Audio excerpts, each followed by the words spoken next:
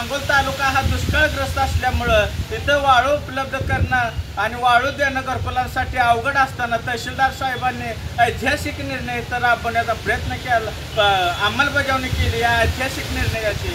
त्यामुळं तहसीलदार साहेबांचं, बीडीओ साहेबांचं, त्यांचे मोरे साहेब असतील, नगरपालिकेचे कोरे साहेब असतील, पंचायत समिती हातीकार साहेब असतील, यांचं सर्वांचं बहुजन समाज पार्टीतर्फे आम्ही अभिनंदन आभार व्यक्त करतो। सामान्य सांगोल तालुक्याच्या सामान्य जनतेच्या घरकुल लाभधारक यांच्यातर्फे बी आम्ही आभार व्यक्त करतो। अशी लढाई आम्ही कायम लढत राहू, पण जनतेचीही आम्हाला सहकार्य भेटलं पाहिजे। आज वाळू मोफत मिळत असताना या वाळूचा दुरुपयोगही झाला नाही पाहिजे, अशी नागरिकांनी दखल घेतली पाहिजे। कोणी वाळूधारक जर का चोरी करत असेल तर सामान्य नागरिकांनी त्याला सांगितलं, तहसीलदार साहेबांना सूचना केली पाहिजे, तलाठी साहेबांना सूचना केली पाहिजे। ही वाळू ही आपली मालकी आहे, त्यामुळं सामान्य नागरिकांचंही कर्तव्य, तो पैसा आपला आहे, वाळू आपले आहे। त्यांनी तहसीलदार साहेबांना सांगून जी ही वाळू उपलब्ध राहणार आहे ती फक्त घरकुल लाभार्थ्यांना दिली जाईल, याच्यासाठी सामान्य नागरिकांनाही दखल घेतली पाहिजे।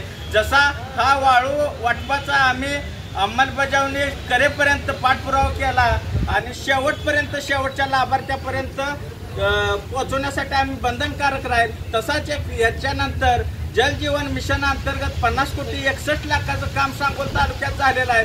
त्यामध्येही भ्रष्टाचार झालेला आहे। जनतेचं 50,61,00,000 तालुक्यात खर्च होऊन सुद्धा सामान्य जनतेला आज तागायत पाणी मिळालेलं आहे। 3 वर्ष झाली या गोष्टीला, 1 वर्षात काम पूर्ण होऊन लाभार्थ्यांना पाणी घरापर्यंत पोहोचणं गरजेचं होतं, पण ते पोहोचले नाही।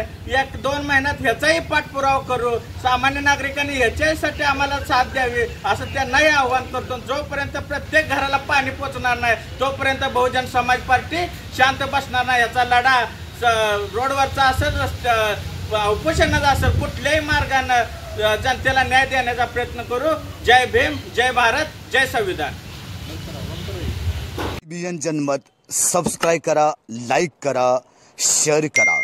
आपल्या हक्काचं आपलं न्यूज।